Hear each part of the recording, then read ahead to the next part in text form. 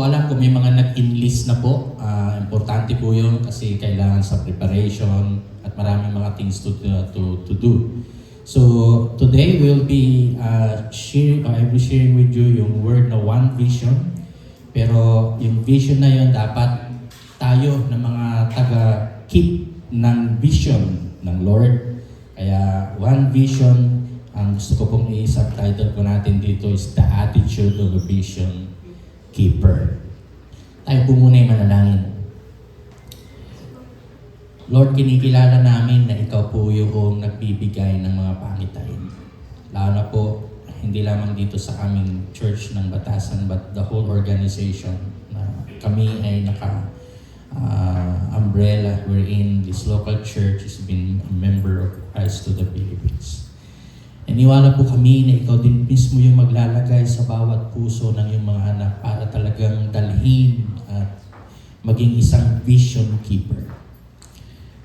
Alam namin na ito po isang mahirap na bahagi in a way, but as you empower us and you will be with us, ay yung one vision na ito ay magiging isang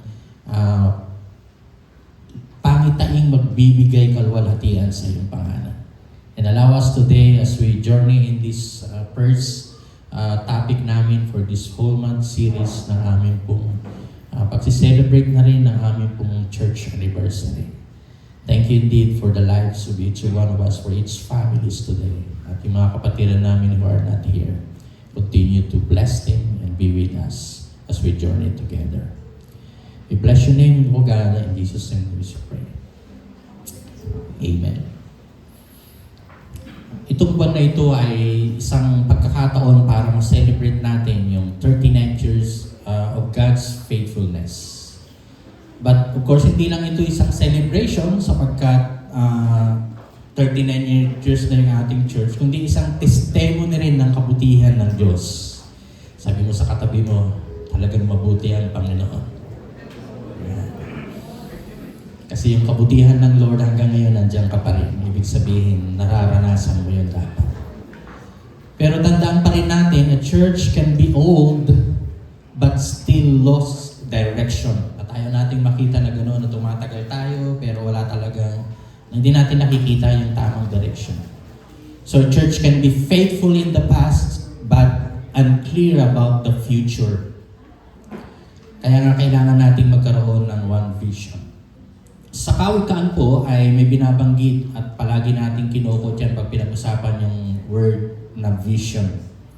Sa Proverbs 29 verse 18 sa King James Version, where there is no vision, the people perish.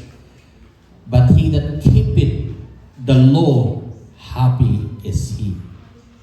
Sa NIV naman, where there is no revelation, people cast off restraint. But blessed is the one who heeds wisdom's instruction. Sa English Standard Version, where there is no prophetic vision. So medyo may ano po yung mga words na ginamit. Sa King James, ginamit po yung word of vision. Sa NIV is revelation. Pagdating mo naman po sa English Standard Version, prophetic vision. The people cast off restraint, but blessed is he who keeps the law. Sa New Living Translation, when people do not accept divine guidance, so medyo mas personal yung dating nung translation ng New Living Translation. They run wild, but whoever obeys the law is joyful. Sa kawikaan sa Tagalog, ito pang binabanggit, kung saan walang pangitain, ang bayan ay sumasama. Ngunit siyang nag-iingat ng kautusan ay maligaya siya. Kaya nga, kung may vision, dapat mayroong keeper of the vision. At sabihin mo sa katabi mo, ikaw yun. Yan. Huwag mong sabihin hindi ka kasama kasi kung hindi, malilif behind ka. Mangyayari po dyan, baka hindi ka makasabay, ay ang dami nang nangyayari, ikaw lito pa rin kasi hindi ka nakasama doon sa pagtingin sa isang vision na binabanggit dito. Pag tinignan niyo po yan sa Hebrew word, ay Jazon. Ang ibig sabihin po niyan, divine revelation or God's revealed direction. Hindi ito human plan. Hindi ito leadership dream lang. Ito ay revelation from God. Kaya nga, pwedeng ito yung nagpapakita ng divine revelation or direction, insight from God. Kaya without God showing us, we are bound to perish. At ang kagandahan po niyan, yung word na perish nga dyan ay loosen or be without restraint na ginamit din sa ibang translation, and let lost as well as perish. Si John Maxwell, isa po siyang sabihin nating guru na patungkol sa leadership. Sinabi po niya sa kahulugan ng vision is awareness, the ability to see. Ito rin po yung tumutukoy sa attitude, the faith to believe. Ito rin po yung patungkol din sa action, the courage to do. Kaya kung titingnan niyo po yan, there were always a seeing part, believing part, and doing part kung ilalagay natin yung pagkaka-define ni John Maxwell. Si George Barna, isa po siyang pinag-usapan yung mga tinatawag nating survey sa US, mission, church, at iba't iba pang mga tinatawag nating Barna survey. May binanggit din po siya patungkol sa vision. Vision for ministry is a reflection of what God wants to accomplish through us to build His kingdom. Kaya kung titingnan mo natin, God giving us the vision, at dapat mayroon tayong awareness on that, at attitude na dapat makita natin sa bunga ng pananampalataya, at mayroon tayong gawa. At ang binabanggit naman ni Barna ay pag-build ng kingdom. Ma-accomplish po yun in building the kingdom. Kaya kung nilagay natin, may pagkakaiba po yan ng vision, mission, at saka values, which is mayroon po tayo as Christ of the Philippines, at mamaya-maya po makikita po natin po yan bilang kabahagi po ng isang iglesia na sa kabuuan ng Christ of the Philippines, mayroon po tayong vision, mission, at values. Ang pag pinag-usapan po ang vision, tumutukoy po yan sa future. Ano ba yung gusto nating gawin? What we want to do, to be, or who we are at present, which is looking forward for the future. Pag tinignan naman natin yung mission statement, bakit tayo nag-i-exist bilang church o bilang isang CTTP organization? Yun na may tumutukoy, ano ba yung ginagawa po natin? Either from this on time onwards to the future. At kapag sinabi naman nating values, ito tumutukoy, ano yung ipinapamuhay ba natin bilang Christ of the Philippines member at even this local church ng Batasan? Ito naman po yung how we should behave. Kaya mga principles to live by ang ating pinatutukoyan naman dito. Sa Tagalog na bahagi, kapag tinignan niyo po yung vision and mission, pakiano na lang siguro yung Tagalog na part kasi may English translation ng vision and mission na part. Ito yung nagbibigay ng isang focal point na tumutulong upang ihanay ang lahat ng organization. Sa tayo po, hindi po tayo nagkakaroon ng sariling vision nang tayo lang. It is the corporate vision that God given to CTTP na kailangan maging bahagi po tayo upang matiyak ang lahat na nagtatrabaho patungo sa isang layunin, one goal, one vision. So ito yung nakakatulong para mapataas ang kahusayan at pagiging produktibo sa organization. Alam niyo po, kung obserbahan po natin ang CTTP po ngayon, napakarami na pong magagandang nangyayari. At bunga yun dahil may iisang pangitain at iisang kilos na hindi po ito nangyayari ng ng walang gumagawa. There are always people to do things for His kingdom. So, CTTP Vision ay pwede ba nating bago ito yung slide na yun, pwede ba nating i-memorize yan? I-recite today without seeing muna yung ating slide. Sige nga po, gusto kong mapakinggan. Kasi po kung hindi po, hindi tayo papasa bilang membro ng CTTP. Dapat by mind and by heart mayroon tayong ganung kaalaman sa patungkol sa ating vision. Sige nga po, 1, 2, 3. Vision ng CTTV, ano po yun?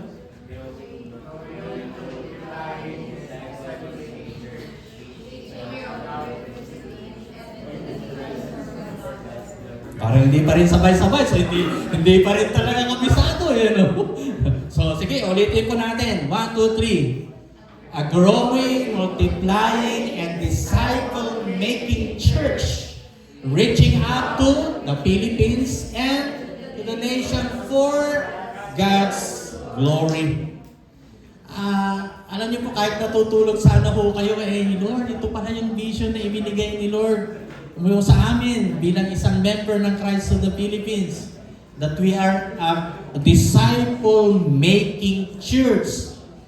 Hindi po tayo nagpapagalingan lang ng kung ano yung mayroon tayong either facility na mayroon tayo ngayon, kundi yung focus, yung one vision ng Lord para sa CTTP is to see a growing, multiplying, or disciple-making church.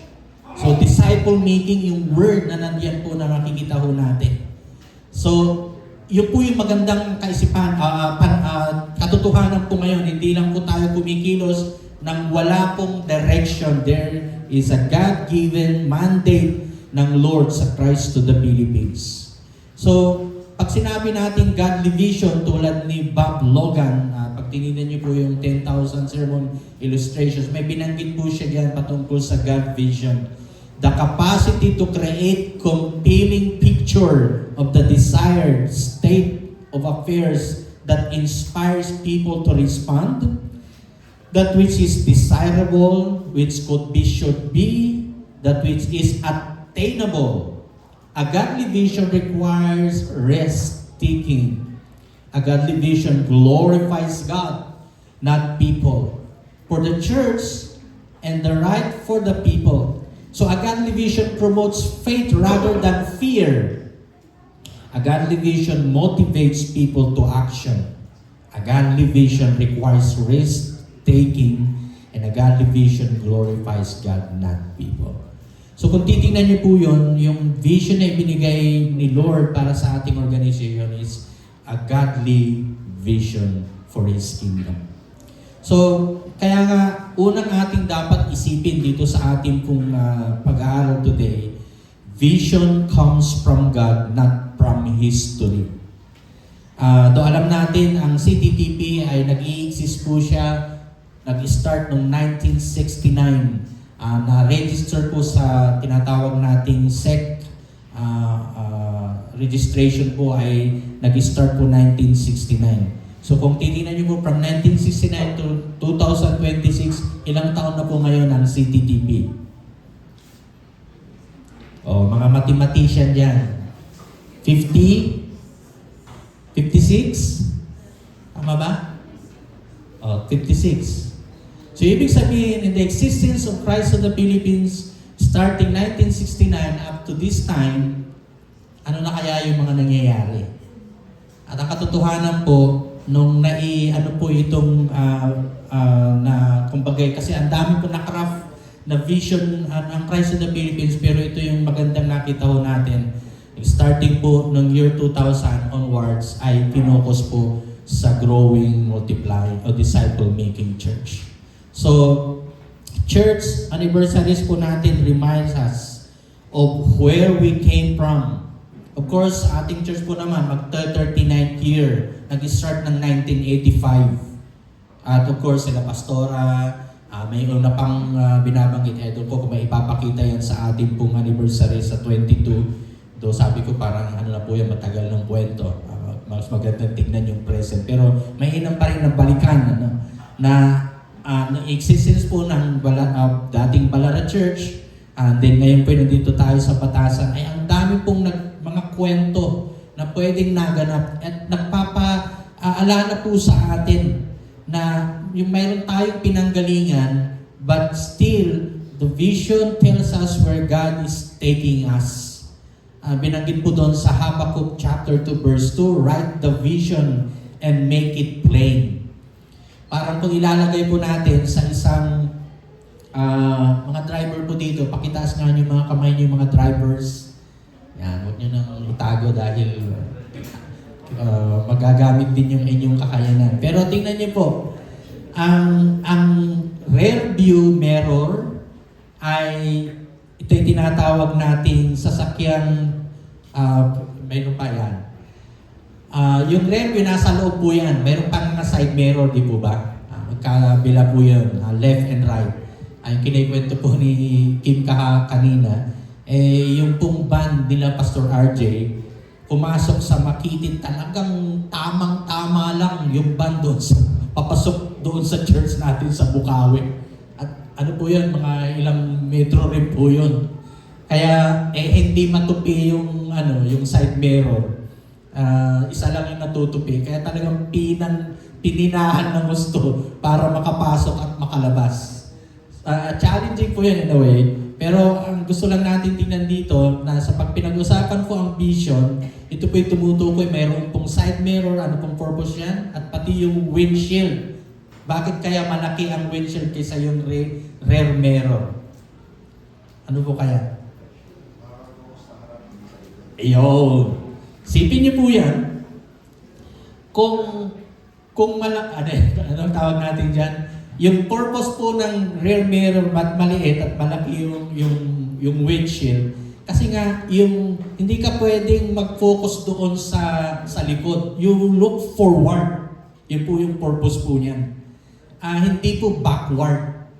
At ang hirap po niya, no? Habang nagdadrive ka, tingin sa likod. Sigurado disgrasya mangyayari sa'yo.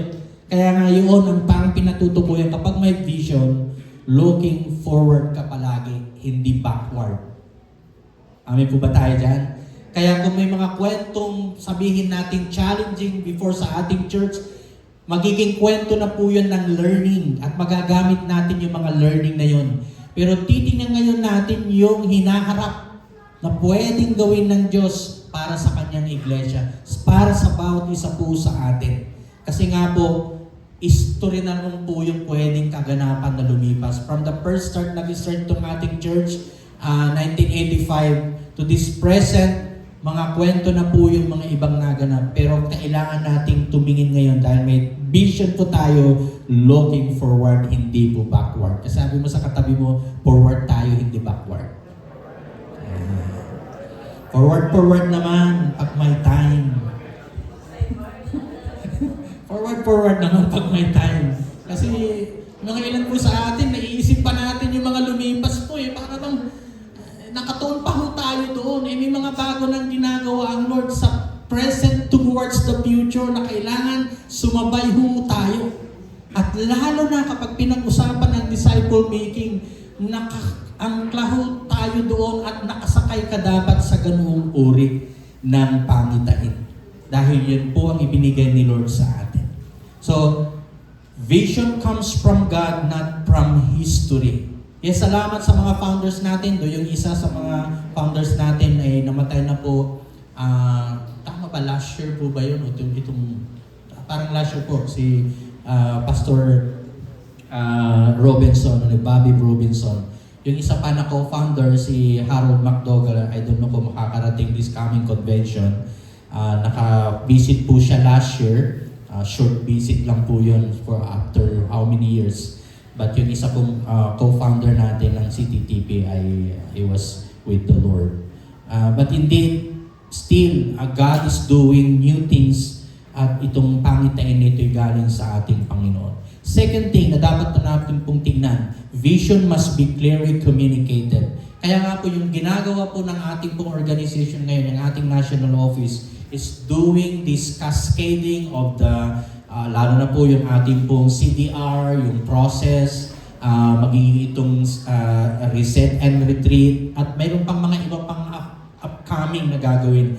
Lalo na kapag mailo-launch po yung second book natin na Paglago, from pagkilala, and then second book ay yung Paglago this coming convention, God willing, ay mai-launch na po siya, kaya may magagamit na po tayo sa ating pong pagpapatuloy sa ating pong process of discipleship na materials. So vision must be clearly communicated. so that he may run to it, to sa Habakuk po yan. So if the vision is unclear, ano po yung pwedeng mangyayari? People walk slowly. Ministries full in different directions. But when vision is clear, people run. Sacrifice becomes joyful. Alam niyo po yung mga initiative na ginagawa ngayon, lalo na pinasisimunuhan ng nagkarlan. Mga ilan sa kanila, yung mga nagwo-work, yung whole year po nila, na-calendar na nila yung kanilang mga lead na gagamitin doon sa mga pagsama nila sa mga gawain na pagbibision cast o pagpunta doon sa mga churches or district na para gawin po yung reset and retreat. At sa ilang mga reset and retreat na nakakasama ho ako, ay may mga iba-ibang mukha na sumasama. So ibig sabihin, talagang nakita nila na bahagi sila doon sa One Vision at sila'y nagsasacrifice na yung kanilang mga panahon dapat nakita po nila yon, pero i-sacrifice po nila yon for to be part na as member o team member. So I think darating din po yung panahon, mga kapatid, at lalo na po yung ating pong team na sasama po at tutulong sa akin kapag ako na po yung nag-assume by June, ay magiging kabahagi ho kayo at even sa mga ilan na hindi kasama doon sa team ay pwedeng ma-encourage to be part para sa pagganap sa ating Panginoon. So, kapag sinabi nating clear, most likely may talagang mararating at yun naman po yung magandang bahagi. Tulad po ng Waze o Google Maps kapag nagbiyahe, sa mga paglalakbay ho talaga yung ating pong illustration today. Pag meron pong Google Maps or Waze na ginamit mo na apps ay yung paglalakbay, though may iba-iba naman siyempre dahil minsan hindi updated. Sino pong mas malimit na gumagamit ng Waze dito? Yan. Yung mga iba'y talagang wasted. Kasi minsan talagang napapalayo ka doon sa tamang na yung shortcut dapat pinapaikot ka pa yan. Ay nawi-waste yung time. Pero kahit pa paano, matraffic man yan, o kaya medyo pinaikot ka, kahit shortcut dapat, mayroon kang tamang direksyon na patutungo at makakarating ka. Yun lang po yung gusto nating sabihin. And I believe na kapag naiintindihan naman natin yung pangitain ng Diyos para sa ating organization, malamang-lamang po kapag nakasama ho kayo, mayroong mga sacrifices dahil siyempre inyong mga paglilib ng panahon na dapat nagtatrabaho po kayo, ilalagay niyo po doon even yung resources na mayroon kayo dahil sabihing part po yun ng pwedeng magiging bahagi. At lalo na po yung mga mag-team members ngayon ng PGL. I think na 13 na po ata tayo, no? Tama ba kasi nadagdag si Mark, no? So 13 na po at kahapon dito ginanap po yung unang face-to-face sa 4 na remaining meetings dito sa church natin. I think Paranaque next Saturday. So please, yung ating mga team members, dahil nag-commit po kayo, talagang may sacrifice po yan. Pero kapag naranasan nyo naman yung blessing ng pagiging team members, masasabi ko sa inyo, babalik at mag-join kayo sa pagtitim, lalo na sa PGL. Yung ating pong candidates ay kulang pa ng 7. I tried na ang Bukawi Church ay mayroon daw silang may ipapadala, baka ibibigay natin yung slot sa kanila, sabi nila mga 5, so at least 2 na lang if ever, sabi ko may confirm nila kaagad. So lahat po tayo kapag may mga lakbayin at maging itong lakbayin natin sa ating organization, tama ho yung ating po pag-communicate, mayroon po tayong ma-accomplish at makakarating tayo at tuloy-tuloy tayo makakapaglakbay para sa Panginoon. So yun po yung second point natin. The third point is, ang ating pong vision is Christ-centered or vision is centered on Christ. Kaya nga Hebrews chapter 12 verse 2, paraphrasing the word, fixing our eyes on Jesus. At our vision is not a building, hindi program, hindi personality, but our vision is Jesus Christ. So ibig sabihin lamang po, nakafocus tayo hindi sa mga outward things. Do bahagi po yun, maganda na may building, may ganda may mga programa, maganda may mga taong kinakasangka usapan ng Diyos, pero the main thing na dapat i-focus sa lahat ng mga bagay na available na resources na yan is focus on Jesus. Sabihin mo sa katabi mo, focus the vision on Jesus. Kasi kung ifo-focus niyo po yung building, hindi ka na, ano ba tawag dito, kapag hindi ka na komportable dito sa building, ano naman itong CTTV Batasan, hindi nag-i-improve yung kanilang building. Ginagawa nga na talinga po, tingnan niyo po ba yan, nasa right part o left part. Dahil pa ho tayong ayusin actually ho dito. Doon hindi yan yung pinaka talagang main thing na gagawin natin, part na gagawin natin to improve, to see that God is indeed working and doing. Pero dapat yung focus natin si Jesus, and then yung mga things to do, yung mga material, o yung mga facilities and everything, kailangan nating improve. Part din po, of course, na talagang paglalaan natin. But we should not be the focus ng ating pong dapat tinitingnan sa ating vision is Jesus Christ. At yung one goal ay sa next Sunday po natin yun pag-uusapan sa second Sunday ng ating preaching. So, mayroon tayong vision. Ano po yung uli? Bago tayo pumunta doon sa mission, balikan natin yung vision natin bilang Christ of the Philippines. 1, 2, 3.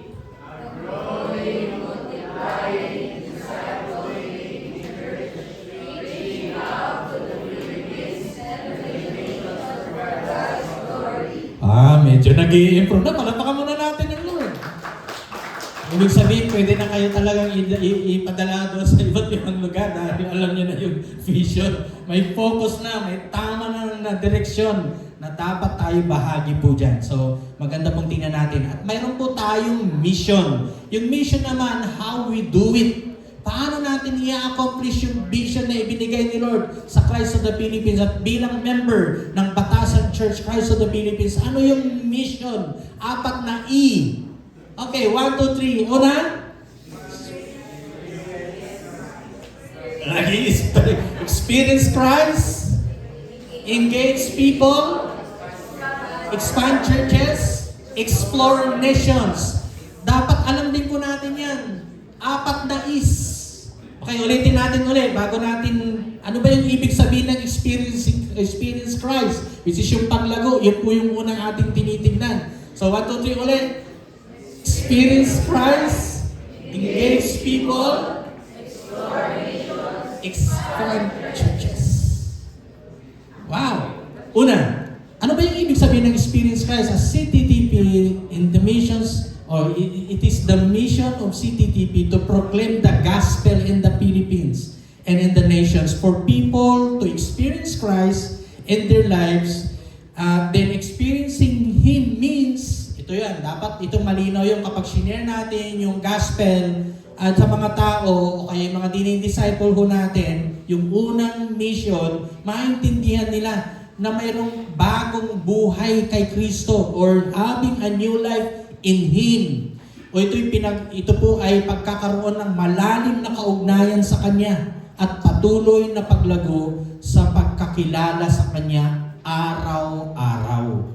So kapag nag-share kayo ng gospel at part ng mission na experience Christ, maintindihan nung sinishare nyo o dinidisciple na mayroon siyang bagong buhay kay Lord. At magpapalalim pa ho yan yung kaugnayan sa Panginoon at tuloy-tuloy yan sa pagkakilala kay Lord araw-araw. Hindi lang pag tuwing Sunday lang, is a daily experience Christ in their life. Kaya mahalaga po yun, malinaw po sa atin. Para hindi po tayo nag-iisip, ay, pag in-invite mo ba yan, okay na, hindi po. Malaman natin kumusta siya sa kanyang pagkakilala, yung bagong buhay na mayroon siya. So that is experience Christ. Pag sinabi naman natin engage people, at CTTP believers are equipped to become like Christ by engaging them in a continuing journey called discipleship. So being genuine disciples prepare them to fulfill the Great Commission of making disciples themselves. So magdi-disciple yung dinidisciple nyo at talagang ikot yan, magkakaroon talaga ng multiplication. So it is meaningful journey of living in the center of His will. Ito'y pagsasanay sa mga mananampalataya na lumago sa holiness. Ano pa uli yung hello? Okay, 1, 2, 3, hello!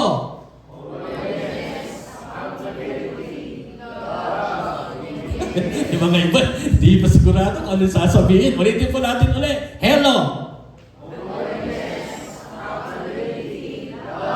Obedience. Yung po yung distinctives, kakaiba sa discipleship na ginagawa natin. Nag-focus tayo sa kabanalan, sa accountability, which is yun po yung pinag-uusapan natin, yung pakialaman. Sabihin mo sa katabi mo, may pakialam ako sa iyo, kapatid. Wala na po yun ngayong na ayaw mo ng pakialaman kasi hihirapan kang lumago. Pero dahil bahagi yun na pamamaraan na gagawin natin, gagawin po natin yun with love. Amen? Hindi yung makikialam ka ng para sirain mo, hindi. Dahil mahal mo yan, pag may ginagawa niya, you are there to correct him with love. Kapag alam mong lalo't siya po ay gumagawa at totoo yung kanyang ginagawa na mali, hindi ka mangingimi na makialam. Dahil part yan ng iyong pagiging accountable, pero gagawin mo yan with love. And that's how yung tinatawag nating hello as far as discipleship distinctives ng ating pong ginagawa. Kaya bahagi ng katawan ni Kristo ay bahagi ka rin para lumakad sa kabanalan, so being accountable, at express yung love and obedience. So from experience Christ to engage people to explore nations. So ang CTTP reviving its original calling. Do actually naman, wala pong local na missionary nakaabot sa CTTP from abroad. Kaya nga po from Maryland, God willing, I don't know kung tulutan ng Panginoon do yung aking US visa ay mag-i-expire na this year. But still praying na makarating ako doon sa ating pong Philippine Mission sa Maryland, sa US. Doon nakarating naman na tayo ng 2 times sa US, malimit kina Pastor Shin at church because of their invitation. So, anong pinapakita po dito? Yung mission-oriented organization po actually ang CTTP from the beginning. At yung thus the local and foreign missions will be a major pursuit of CTTP. Dito inaasahan ang pakikibahagi sa pananalangin, pagkakaloob, paghayo, at mag-mobilize ng individual and churches to do their part in mission. At tomorrow, meron tayong 2 kabataan na magkakaroon ng training sa Thailand. At ipag-pray po natin sila with special offering. Kanang nahimik tuloy yung mga iba. Kasi po, malaki-laki po yung gastos, di na inakala. Kasi medyo late yung mga pagbabanggit ng mga cost ng kanilang gagawin. So magkakaroon po sila ng training. Most likely mga kabataan yung kasama po nila sa mission training na yan sa Thailand. Doon hindi na sila ata magkakaroon ng tinatawag nating OJT ba yun or exposure kasi mas maganda sana may exposure sila. Pero within a week, so tomorrow yung kanilang flight, pakita nyo nga po, si Ate Monica at saka si Lisa. Ipag-pray natin sila mamaya with, of course, yung ating pong support, hindi lang prayer but even provisions. Kahit pa paano yung makokolect natin na special offering will be a help for them. Kasi yung kanilang seminar fee daw po ay $300. So, plus pamasahe pa nila plus hotel. Kaya hindi na na-anticipate yung part ng seminar fee. Pero nakaraang taon pa, last year pa nakabook na po sila. Yun lang yung costing. So mamaya po gagawin po natin yun. Kayong naka-assign sa pag-pray ng offering. So Explore Nations is part of that, is the mission. And then yung last, expand churches. So in obedience to the Great Commission, CTTP endeavors to establish and plant churches to bring the reign of God to individuals, homes, communities, and to the rest of the world. Kaya nga ang bawat membro ng church ay inaasahang gumanap sa tungkulin ng pagpapalawak ng kaharian ng Diyos. At salamat si Pastor Allen ay tinig niya po yung challenge ng Kaloocan. At kayo na sumusuporta tuwing hapon ng Sunday, palakpakan niyo ang inyong mga buhay, kayo bahagi. Hindi man kayo palaging nakakarating, pero kapag may panahon na nandyan kayo at talagang tumutulong by heart because you love the Lord, at part po yun. Though hindi naman po siya talaga naman church planting na in the sense, dahil 13 years na po yung church natin doon. But of course, alam naman natin yung nagtakbo ng kasaysayan ng ating church sa Caloocan. And our church really have that kind of heart to help the Caloocan church. At muli, palakpakan natin ng Panginoon. Kabahagi ho kayo dyan. At ano man po yung maibabaambag nyo, lalo sa mga gagawin pa ho mga pamamaraan na gagawin po sa Caloocan, you are part of it. At part po yun, the expand churches. At actually nga po, pinapanalangin po natin yung San Juan na talagang hindi na natin masyado pagtutunan. Ate Sid, pag-pray mo na itong ating congregation na ito magkaroon din ng pasanin sa San Juan na nasimulan naman na natin. So let's pray about it, and the Lord will open about that, and God will move upon Him. So ipinapakita ko po sa inyo yung kaganapan na pwedeng mangyari kapag nakasama ho kayo dito sa one vision na ito. Dahil kung mission, according sa sabi ni Stephen Covey, sa po siyang writer ng 7 Habits of great leaders or successful leaders, sabi po niya, if you don't set your goals based upon your mission's statement, you will be climbing the ladder of success only to realize when you get to the top, you are on the wrong building. Ang hirap po no? Meron ng tamang kapang nagagawin, pero dahil hindi mo na-base yung mission mo doon sa statement na tinatawag nating tama, yung pala nakapunta ka sa mali. So kaya nga tinitingnan natin yan. Kaya yung core part ng mission natin, experience Christ, engage people, explore nations, and then expand churches. Yan. And lastly, part ng values po natin. Ba't may memorize uli ho tayo? Kasi talagang kailangan po natin dahil mag-anniversary ho tayo eh. So, ano po yung acronym o yung ibig kahulugan ng acronym na disciples sa bawat letra po nun? Letter D.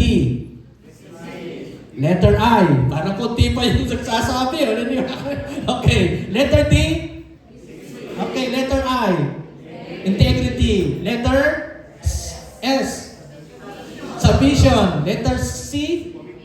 Commitment. Letter I. Ayan na, initiative. Initiative dapat kasi integrity na yung I kanina. Okay, I. Ano pa yung kasunod? P. Partnership. Ano po yung kasunod sa P? L. Loyalty. Kaya sabi mo sa katabi mo, loyal akong CTTV by blood. Masasabi ko ako'y loyal ng CTTV by blood kasi 1985, nakakilala ako kay Lord at hanggang ngayon. At hindi ko inaasahan na magiging isang leader ng national organization natin. Ano po ulit? Letter L, loyalty. Letter E, excellence. And then, of course, S, stewardship. So lahat po yan ay values na ipapamuhay ho natin. Sabi mo sa katabi mo, may disiplina tayo bilang member. May integrity. Mayroon submission. Ano pa? May commitment. Dyan marami daw bumabagsak sa commitment. Pero alam niyo po ba? Na-observe ko po. Ang dami na pong nagko-commit sa ating church. At palapakan natin yan. At inaasahan ko pa na magko-commit palalo kayo, lalo na sa organizational na gampanin natin. Amen? So palampakan natin ng Lord yan. Kasi otherwise, di natin magagawa ang lahat kung iilan lang yung gagampan. Dahil malawak yung pinagagawa ng Lord sa ating organization. So, ito na po, ito yung challenge sa atin. Alam natin na yung ating vision, alam na natin yung ating mission, alam na natin yung core values na ipapamuhay po natin. Ito yung mahalagang tingnan natin. Paano nga ba ako magiging isang vision keeper? Noong vision, mission, and values. Una, alam niyo po, sa panahon ng Biblia, o sa pagpinasa niyo po yung mga kwento ng Biblia in particular, like the time of Daniel, doon hindi na natin babasahin, ano ko lang po yung specific naganap na kwento. Daniel chapter 1, verse 1 to 21. Mayroon pong pagpili noon na hamon ng hari. Sinong hari yon? Haring? Nag-iisip na ako kayo. Daniel! Sino bang hari that time nung si Daniel ay sinulat yung Daniel? O, Babylonian, pero yung hari. Hindi si Babylonian, siyempre. Nalalayo naman tayo. Ayun, Nebuchadnezzar, siyempre. So, may pagpili ho ng mga kabataan. So, pakitas nga mga kabataan dito, please. Matatatag pa kayo, marami pa kayong magagawa kay Lord. Kaya huwag niyong sayangin ang iyong mga lakas. Gamitin niyo yung lakas na yung para kay Lord. So, humamon po ang hari na i-train yung mga mapipili na mga kabataan, lalaki ha. Of course, pwede rin naman babae. Hindi naman natin, pero lalaki. Hinahanap po nila doon. At ang katotohanan, galing sa mga Hudyo at sa ilan sa mga napili. At ang magkakaibigan sino?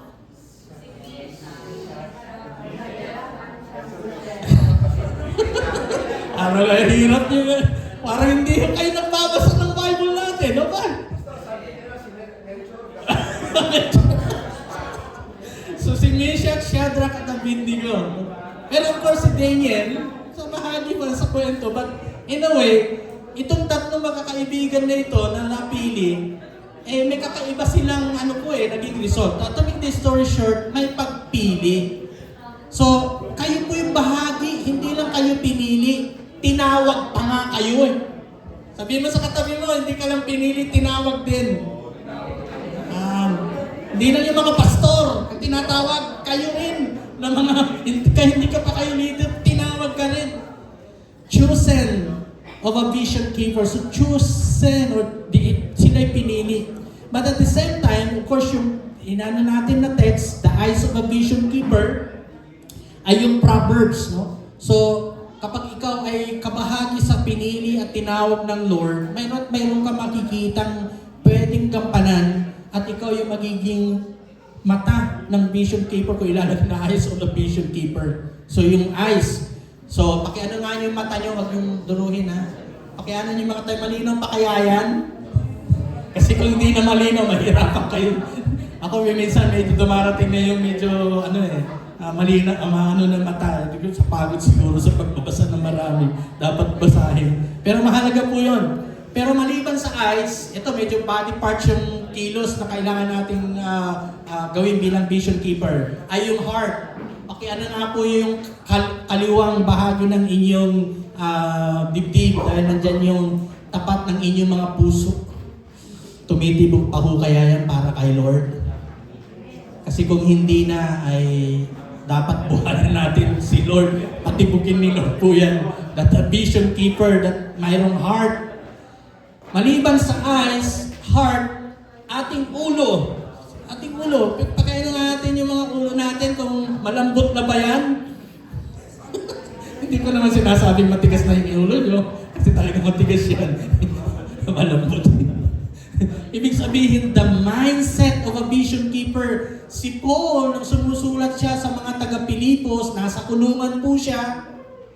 Pero yung malinaw yung pangitain na ibinigay ni Lord sa kanya, na siya ay mangangaral habang siya nabubuhay. At yung kanyang focus of sharing the truth is anchored of Jesus Christ. Kasi ginamit po niya yung pagiging humble ni Jesus Christ, do siya'y Diyos nagkatawang tao, ay talagang umabot sa sangkatauhan. So, yung mindset of a vision keeper, mahalaga po rin po yan. Actually nga po, marami akong iniisip na, kakayanin ko ba Lord yung gampanin in that 2 years na bilang National Director ng Christ of the Philippines, 85 churches, 128 pastors and ministers, 7 districts, at of course, nadadagdagan pa yun na ipaplant ng mga churches. Pero I believe because God called me, inaano pa na lang yung sarili ko at pati yung mind ko, Lord, kakayanin ko yan dahil ikaw ang tumawag at mag-i-enable sa akin. Doon may takot sa maraming pagkakataon. Lalo na yung mga pag-visit namin ni Pastor Bote at may mga concerns and issues, it takes the mind to think what will be the good solution. And in indeed, God is there to give us the sound mind. At yung mindset, mahalaga po yan.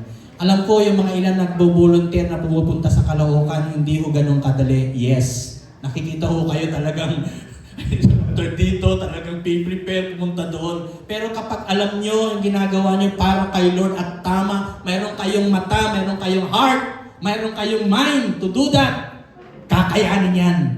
Amen? Palapakan muna natin ang Lord. Kasama natin ang Diyos. Malinaw po dapat sa atin yan.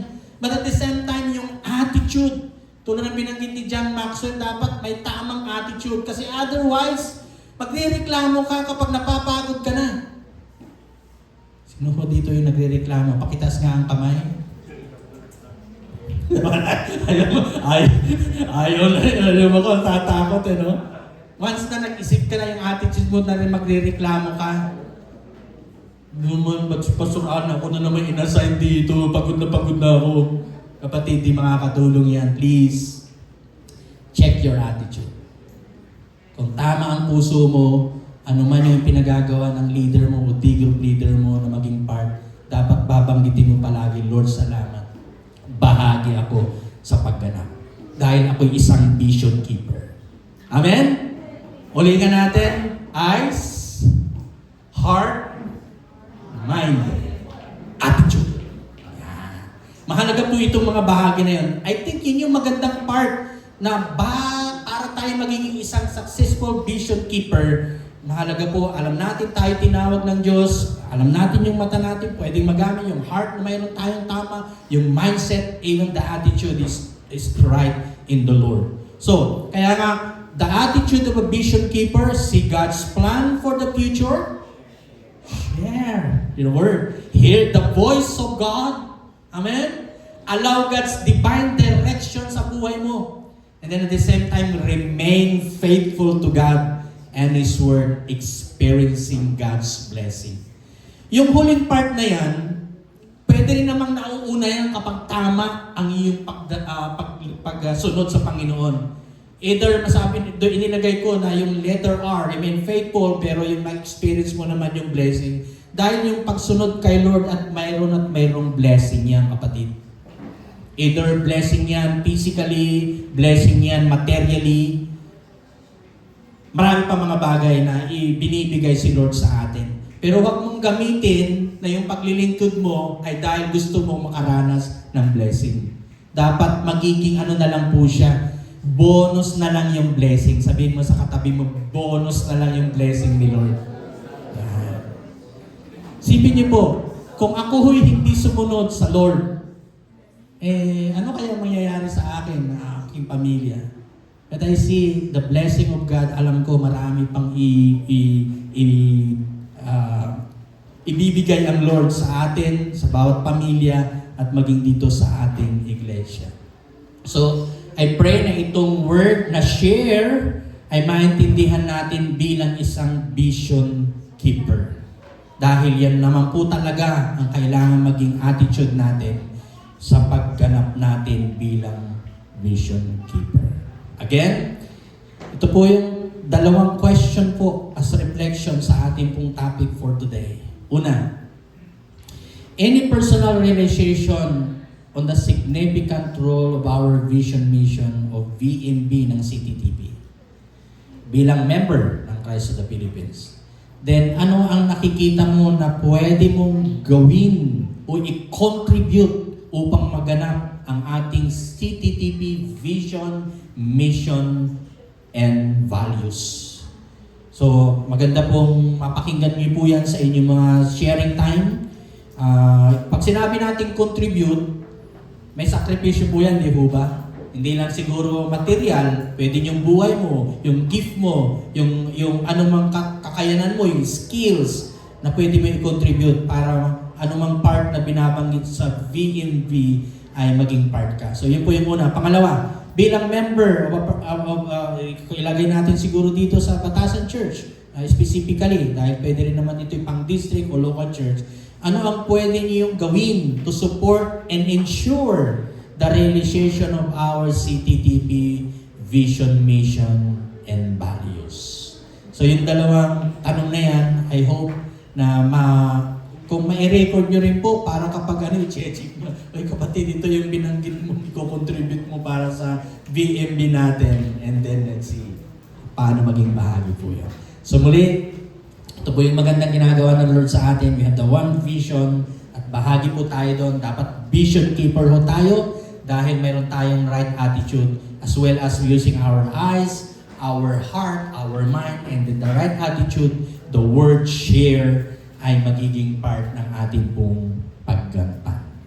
So, pupuli po ang Panginoon. At ngayong umaga, bago natin gawin yung, I think, communion, ay magkaroon muna tayo na, dahil di natin magagawa po kasi ito dahil yung program natin sa 22, ay mag-install po tayo ng mga D-group leaders head na existing before na, at yung mga ilan naman may mga bago na dadagdag dahil yung ating Caloocan Church kailangan may mga D-group leader din na ma-assign.